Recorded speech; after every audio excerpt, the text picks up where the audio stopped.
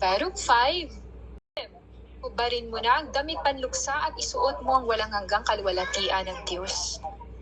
So darating ang panahon na papalitan ni Lord Jesus Christ ng kaginhawaan, lahat ng mga pagdurusa, lahat ng luha, papahiran ni Lord, lahat ng ating kahirapan dito na naranasan ay papalitan ni Lord Jesus Christ ng kaluwalhatian. Divine blessings. Ibalaban mo ang kanyang katwiran at iputong mo sa iyong ulo ang korona ng kaluwalhatian ng Diyos na walang hanggan. So ito yan guys, yung rapture na makakasama natin si Lord, no? Yung sabi nga ni Lord, huwag mo hayaan na nakawin ng yung korona. Kasi yun yung gustong nakawin ng kaaway sa akin. Makasama natin ang Panginoon Jesus Christ. Tatawagin kang kapayapaang bunga ng katwiran at kaluwalhatiang bunga ng pagiging makadiyos. Jerusalem, tumayo ka at umakyat sa mataas na burol.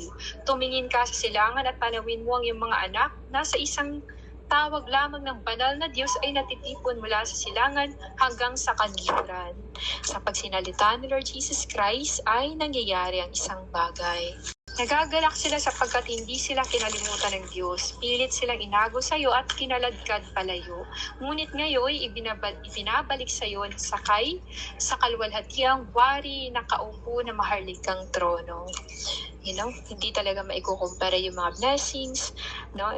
Minsan nakikita lang ng tao yung sufferings niya. Bakit siya na-stroke, nagkasakit, gano'n. Yun lang yung nakikita.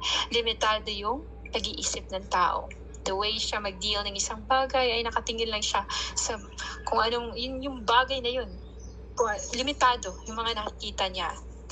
Di nakikita yung blessings na maaaring ibigay ni Lord Jesus Christ o mga matutunan niya na panghabang buhay niyang hindi malilimutan. Yung panghabang buhay, hindi malilimutan ng tao. Yung mga ganong experience, yung mga suffering mo, yung mga ginawa mo para sa Diyos o yung mga bagay na gustong ipaintindi sa iyo ng Lord. Kasi gusto ni Lord na ang tao ay equip ng kanyang espiritu. Equip ng kanyang pagmamahal ng kung anong gusto niyang maaring tawag nito maaring mangyari para sa tao. Ginagawa ni Lord Jesus Christ ang lahat.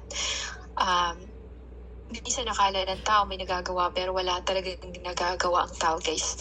Kasi kahit boses, lakas, kahit yung pagtatrabaho, yung lahat ng ginagawa natin, gawa yan ng Espiritu Santo, the Lord Yeshua Mashiach, Yahweh Jesus Christ.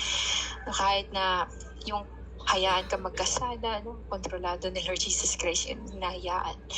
Etong lahat na nangyayari sa mundo ay kontrolado ni Lord at gawa ng Panginoon Jesus Christ. Kung wala talagang magagawa yan ng diablo guys, kung hindi talaga hayaan ni Lord. Wala talaga silang hakbang o planong magagawa kung hindi hayaan ni Lord na makapagplano sila. So ganun ang nangyayari sa mundo. Especially ngayon in the last days.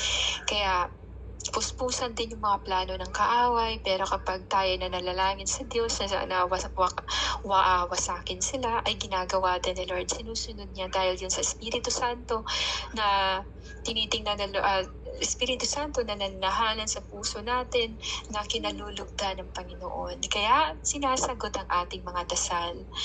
At iniutos ng Diyos sa patagin ang matataas ng bundok at walang hanggang burol at tambakan ang mga libis upang panatag na makabalik ang bayang Israel na puspos ng kaluwalhatian ng Diyos. Papalitan ni Lord Jesus Christ ng kaginhawaan lahat ng paghihirap. Very temporary lang. Para sa isang tao na nagkasakit, pakiramdam niya napakatagal na ng kanyang sakit. Matagal na siyang nagkasakit. Pero sa kay Lord Jesus Christ, it's just a short period of time. Para sa atin, di ba, pag nagkasakit tayo ng 5 years or 4 months, 5 months, para sa mga tao, matagal na 4 months na to, 3 months na to, 5 months, 6 months, years, ganon. Kaya nga, di ba, pag nagkaroon ng ubo, parang nababahala na ang tao, baka nagka-TV na, may antena na, babahala agad. Ilang araw na yung ubo mo? 1 week na to, parang nag-1 month na tong pain ko, blah, blah, blah. So, nababahala ang tao. Pero hindi lingid sa kaalaman ng mga tao, guys, hindi pala yun. magtatagal.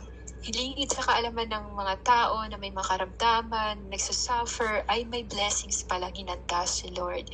May panahon sa pag-iyak, may panahon sa pagtawa, may panahon sa pagkasakit, may panahon din sa pagpapagaling. Yan. Kaya napakabuti talaga ni Lord Jesus Christ na gumawa ng langit at ng lupa. Talagang napakadakila ni Lord. At deserve ni Lord na dakilain sa ating bawat lalabas na salita, sa ating kahit sa isip natin, kahit sa mga ginagawa natin. Isa itong mabangong samyo sa ilong ng Panginoon Jesus Christ. Yung mga Bible study natin guys, Bible studies natin, prayer meetings, fellowship with the Holy Spirit ay talaga isang mabangong samyo mula sa Diyos. Yun nga guys, ay nagpapasalamat tayo kay Lord dahil pinakilala tayo ni Lord sa pagmamahal, o nagpakilala ang pagmamahal sa atin, nagpakilala ang Diyos sa atin. Tinuruan pa tayo ni Lord paano matakot sa Diyos, paano magpakabanal, paano gawin o paano sumunod sa gusto ni Lord. Step by step na lahat talaga ng Christians, step by step at pinaprocess. Even if matagal ka ng Christians at madami ka ng alam, you are still in the process. I am still in the process and we are still in the process. Lahat ng mga tao, dahil everyday talaga ay kumikilos si Lord Jesus Christ at everyday different information ang gustong ipaalam sa atin ni Lord.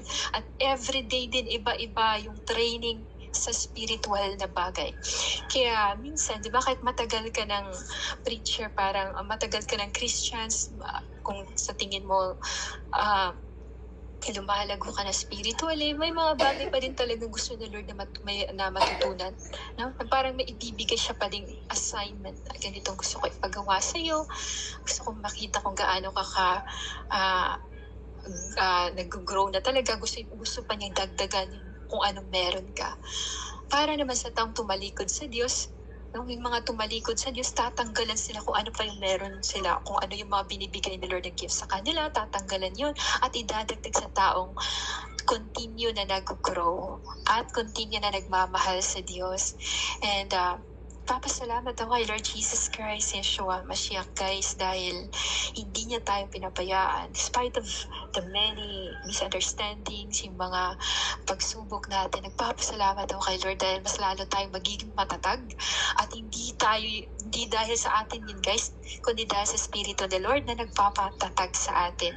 Kaya maraming salamat kay Lord Jesus Christ, Holy Spirit, sa kanyang mga pinakitang mga supernatural na hindi man natin agad-agad na maintindihan, pero later on pinapaintindi niya. Kahit hindi man talagang total na talagang blurred picture pa, pero yun, sa hinaharap maintindihan din natin bakit tayo dumanas ng ganito, bakit tayo pinagbuklod ni Lord, no, aside sa nalaman natin na gagamitin tayo for God's glory and honor, no, aside sa mga ganong bagay, bakit tayo ipinanganak sa simpleng pamilya, bakit siya yung tatay mo, ganun, blah blah. No? Marami tayong natutunan sa Baruch at napaka ganda talaga ng mensahe ni Lord Jesus Christ ngayon.